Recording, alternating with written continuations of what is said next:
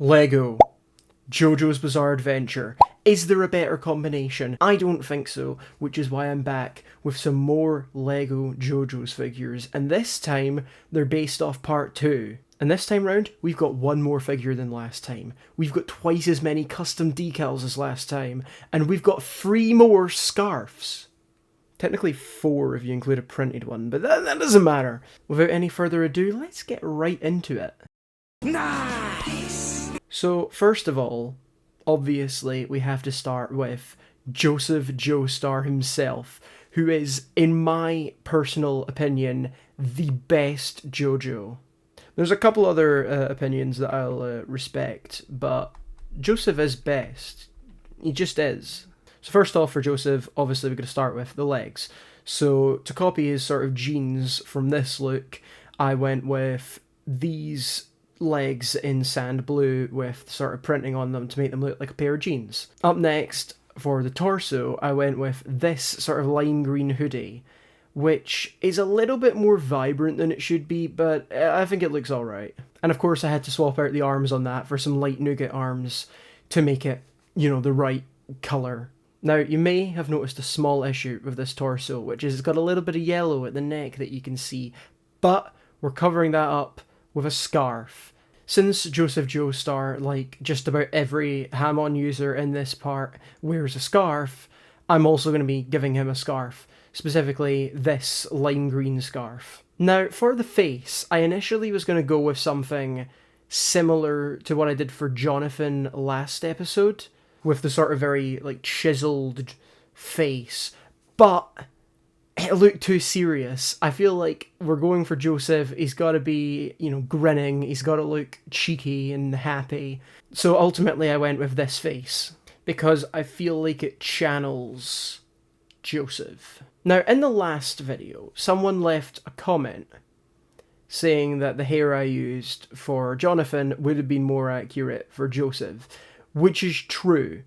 However, I'm not using that piece for Joseph.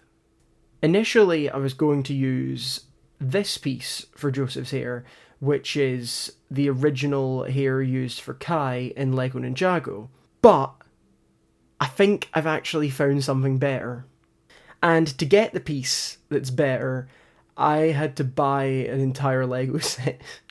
Yeah, I didn't own the piece already, and it only came in one set, and it's one that I'm pretty sure very few people bought, so I bought the set just to get this one piece for this one figure.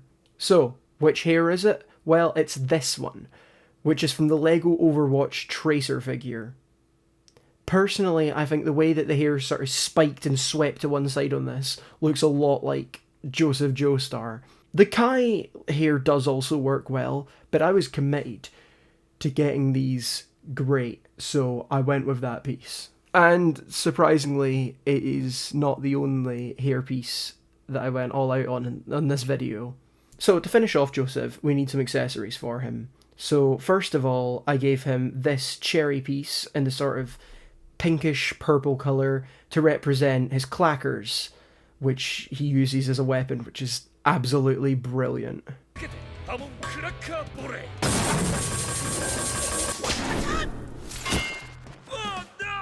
And of course, it wouldn't be Joseph without a Tommy gun.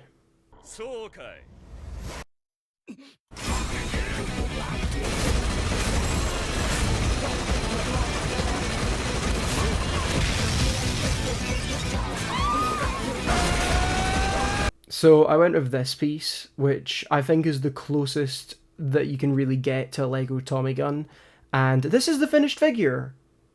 I am really happy with this one. Personally, I think he looks better than all the ones I made in the first video, but that's just my opinion. So moving swiftly onwards, we're going to go with Caesar Zeppeli. Now, Caesar does have a few different looks. I mean, all the characters have got a few different looks, but Caesar, you know, he's got the green jacket, he's got the blue jacket. I went with the blue jacket. So to start with for Caesar, we just got some white legs. And then on top of those legs, I went with this blue torso on which I put another custom decal of my own creation. This is what I designed for Caesar. It's not the best. and didn't look great after being printed out. It's not my best one. I will say it's one of my slightly more lacking pieces of work, but I'm happy enough with it. Now for Caesar's scarf, I was in a bit of trouble because the piece that I used for Joseph doesn't come in pink or purple. I guess purple would also have done. His scarf, sometimes it looks more pink, sometimes it looks more purple, but the piece that I wanted to use doesn't come in pink or purple. So the closest scarf that LEGO makes is this one. But there's a very clear issue with that, because this piece only came with one figure, which was the LEGO Dungeons & Dragons Bard. And I don't have this figure. I didn't have any of the Dungeons & Dragons figures, so I bought them. I went on eBay, found a bundle of the D&D figures at a reasonable price, and I bought a bunch of them just to get this one piece. There was actually a couple other figures in there that I liked, and some other pieces in there that were going to be useful, but I mainly bought them just to get this scarf. So now that Caesar's got his scarf, we're going to give him this face piece, and finally the hair. The hair on this one was another one that kind of tripped me up, but eventually I decided on this piece that was introduced in the LEGO Dreams line. And finish off Caesar, to represent his bubble launcher attack, I gave him these Power Blast pieces that I think were originally used in Marvel sets, but they come up in everything now. I swear I've got hundreds of them, so I just gave Caesar a couple of those because it kind of looks like the shape of like his bubble attack thing. I think the design I did for the torso in this one, like I said before, not my best work. But overall, I'm happy with this figure. I like how he looks. So now that we've got the two Hamon students, they need their master.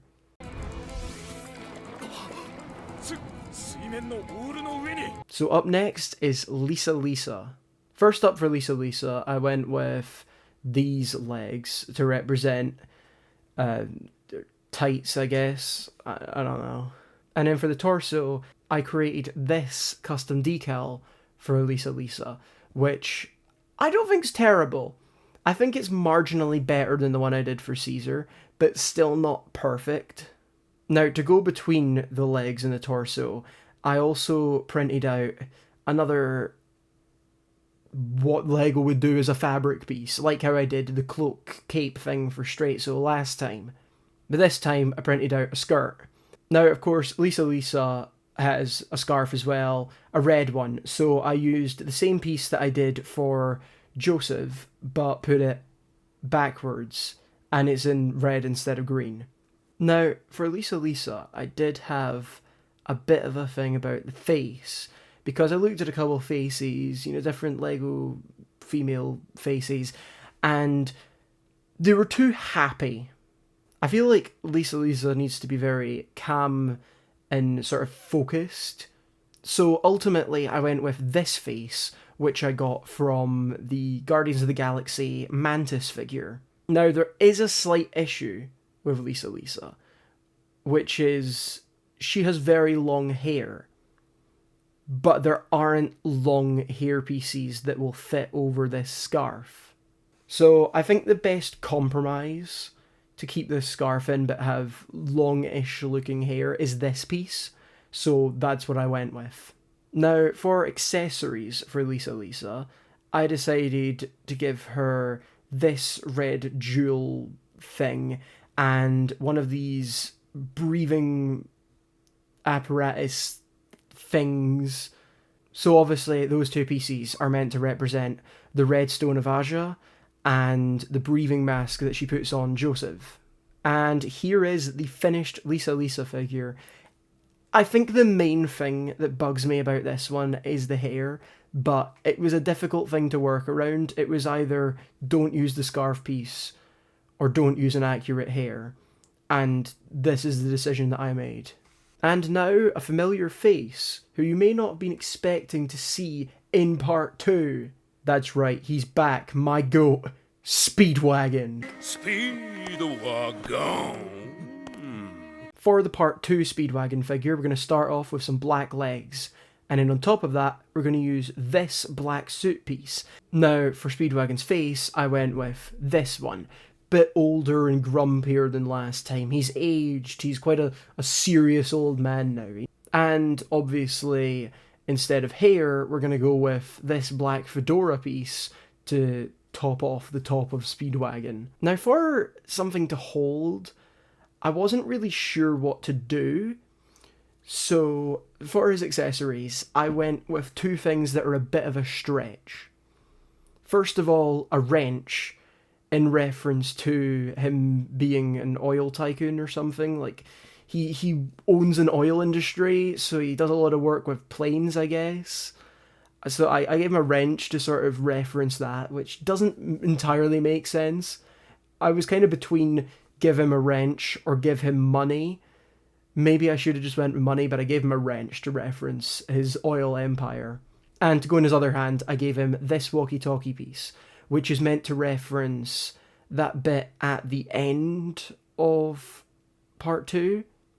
Well, not like right at the end, but near the end when he's talking on the radio to Joseph while Joseph's flying the plane. That's what the radio is meant to reference.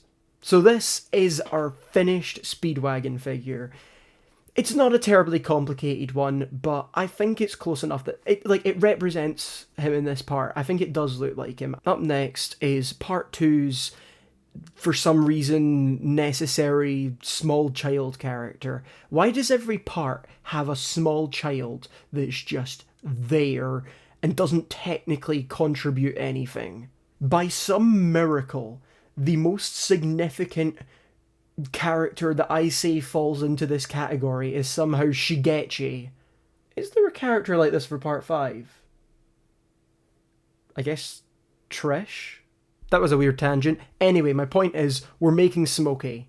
So since Smokey is, very short, we're going to be using the short legs. Not mid legs, short legs, in dark blue. And then we're going to use a yellow torso with this custom decal that I've created. I couldn't find anything that I was 100% happy with.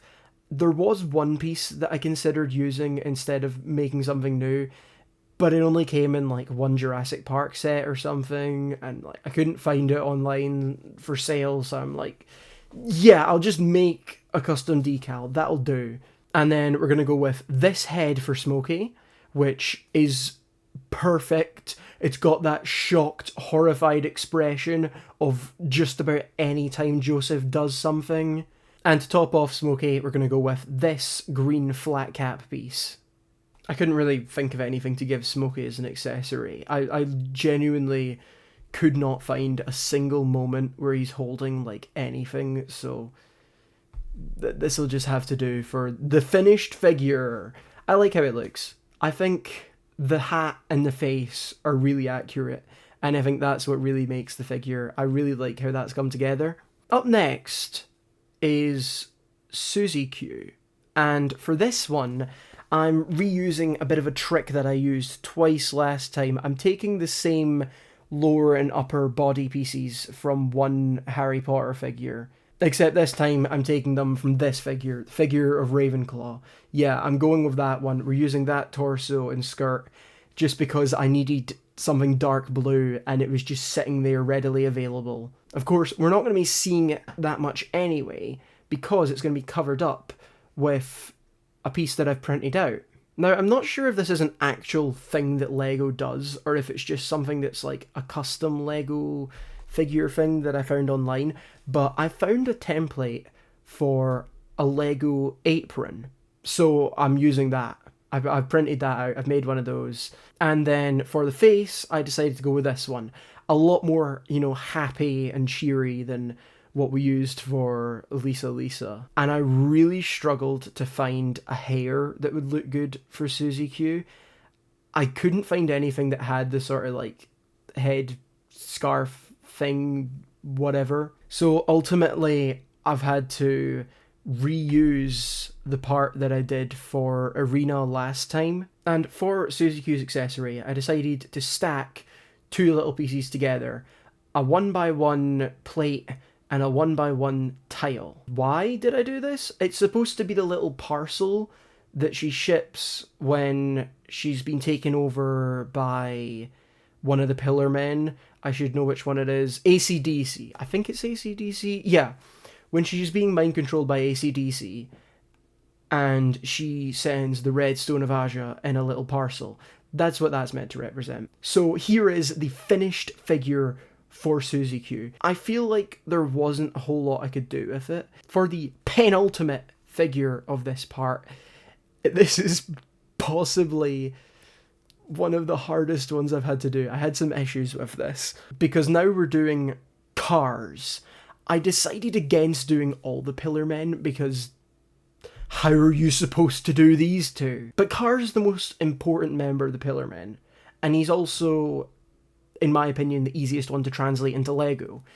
So that's why I've just done Cars. First of all, I took the legs from the Namor figure, which have some printing on them that doesn't look entirely how I want it to look. But we're going to do something about that in a minute after I've done the torso. For the torso, I just got one in this colour. It's either called Nougat or Medium Nougat.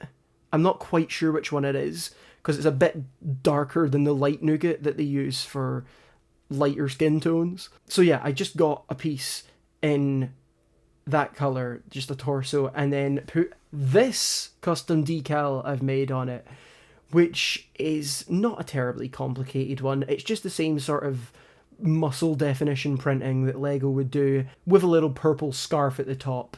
Now, why did I do a printed scarf on this one when everyone else got a scarf? Because there is no dark purple scarf as far as I'm aware. Now, I printed out another piece for this. I printed out a skirt in purple and then tried to cut it down to look like a loincloth. And I'm not entirely happy with how it came out, but it's better than anything I could do with just legs. It's okay. I think you can tell what it's meant to be, and I think it looks passable, but I'd maybe spend more time on it if I had more time before this video's coming out. For the face, I took another piece from the Namor figure that I got the legs from. I just used his head as well, because I feel like that's a fitting face for Cars. It's serious, it's angry. Now for the hair, this is, I believe, the single most expensive piece I've ever bought off of Lego's Pick-a-Brick website. Because I got a lot of the pieces for these figures from Pick-a-Brick. And when I say a lot of the pieces, I mean like, I got some of the faces, I got some of the hairs and hats, most of the torsos were just pieces I had lying around. Some of the legs I got. It was mainly like accessories, heads, and headgear that I bought off of Pick-a-Brick. And you know, hair pieces on Pick-a-Brick can vary a lot in price. I'd say a lot of the ones I got for this were maybe around like 30 to 50 pence. But this hair that I've got for Cars was over £1. Now that may not sound like a lot, but compared to all the other pieces I was ordering off of Pick-a-Brick, it was very expensive. And initially I was like, okay, is there something else I can use instead? But no, I just thought this piece is too perfect. I don't care if it's one of the most expensive pieces I'm going to have to buy for this project. I'm getting it. I say it's one of the most expensive pieces. I've actually bought like multiple full sets for this. But those, like, there's other stuff in them that maybe I'll use for future projects, whatever. This is the most expensive single piece. And that was this hair, which is the hair from this vampire figure that was in the Haunted Mansion set. Was this piece worth buying? In my opinion, yes, because just look at this. I mean, that figure looks exactly like Cars in that moment where he becomes like the ultimate being and he's like standing there. I think he's T-posing and his hair's in the wind.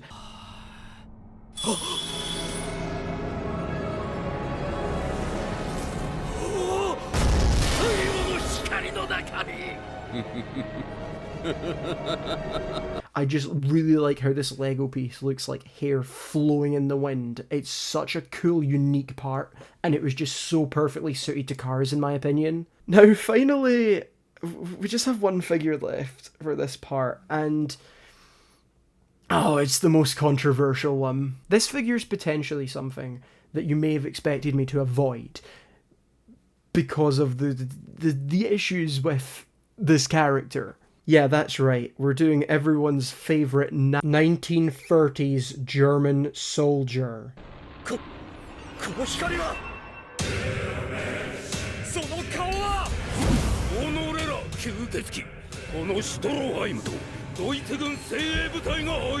Yeah, von Stroheim. There's some clear issues with doing a figure of von Stroheim, but he's just too funny a character to, like, skip over. Also, I had a really cool idea for this one that I wanted to do for an accessory, and you'll see what that is in a minute. So I took the same lower and upper body pieces from the same figure, but this time it was not a Harry Potter figure, surprisingly, like every other time I do that. Instead, this time round, I bought this old Indiana Jones set, which I actually made a TikTok about this. There's a video on my TikTok page about why this set would be different today. But yeah, I bought this set just to get one of these soldier figures so I could use the torso and legs for von Stroheim. And then on top of those pieces, I then used this face with a monocle because he's got like the little thing on his eye. There is a slightly more accurate head, this one, but I couldn't get that, so I just went with that one with the monocle. And then for the top of von Stroheim, I went with this hairpiece. I had to go with that. It's the original Lego Ninjago Zane hair. Now, I did say I had a weird, cool idea for the accessory for this one, and I spent a little bit in a design phase for this, because it's a similar sort of thing to what I did with the sledgehammer last time, where I've made a weapon entirely using normal pieces. I've not used a part that's specifically meant to be like held by a minifigure. I've not just gave him a knife, I've built something specifically for this. So I started off with this bracket piece, which is supposed to be for connecting something to a minifigure's neck. So I guess technically I did use a part made for a minifigure, but that's the only one. With that bracket piece, I used 2 of these pieces in grey, and then 2 of them in like a lighter grey. 2 of these arms, 2 of these sort of 2x2 circular pieces with just one stud in the middle, and then 4 of these little purple discs. So if you haven't figured it out yet, what I use these pieces to make is von Stroheim's UV lamps. So this is the finished von Stroheim figure. Honestly, I think it's amazing. I think it's between this and Joseph for my favourite one from this video. I really like how the von Stroheim figure came out. I think all the main pieces of the figure work perfectly together. I got really lucky with what Lego's done in the past for things that I can use for this figure. And the thing that I built myself, the little custom UV lights, I think look really great as well. I'm really happy with how those turned out. And that is all 8 figures I have for you today, and that is the end of the video. I will be back in probably 2 weeks' time with part 3, and part 3 is going to be a big one, because we went from 7 figures to 8 figures. Part 3, we're doing 15. Now, there is one thing I'm going to quickly address about part 3, which is in those 15 figures, they are all human characters. I've not done any stands. And I did see someone asking about stands on the comments of the last video, so I'm kind of looking into designing some stand figures just now. So once I've finished all the parts, I might go back and do a bonus video of the stands, if I can figure out how to do enough of them in Lego. Because at the moment, I have 1 stand figure done, and that's Star Platinum. But yeah, thanks for watching. Make sure you tune in next time for more figures that will be based on part 3. Leave a like.